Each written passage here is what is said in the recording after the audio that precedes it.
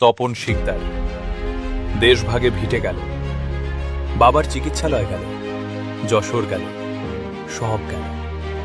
কিন্তু যে বাংলায় উদ্বাস্তু হয়ে এসেছিলেন, সেই বাংলায় একদিন বিজেপির প্রথম সংসদ সদস্য হলেন। পকেটে কিছু নেই, পরিচয় নেই, শুধু একটা স্বপ্ন আছে। সিপিএমের দাপটের সময় বাংলায় বিজেপি মানে শূন্য, কেউ ভোট দেয় না, কেউ পাত্তা দেয় না। তপন শিকদার সেই সময়ে দরজায় দরজায় গিয়েছেন, গ্রামে গ্রামে গিয়েছেন, একা পায়ে হেঁটে। মানুষ দরজা বন্ধ করে দিয়েছে, হেসেছে, তাড়িয়ে দিয়েছে, কিন্তু তপন শিকদার থামেননি।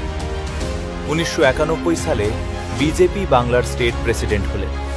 তখনও দল দুর্বল, তখনও মানুষ বিশ্বাস করে না, কিন্তু ভেতরে ভেতরে সংগঠন গড়ছেন, একটু একটু করে ইট দিয়ে ইট সাজাচ্ছেন। 1998 সাল, দমদম, কলকাতা, সিপিএমের শক্ত ঘাঁটি।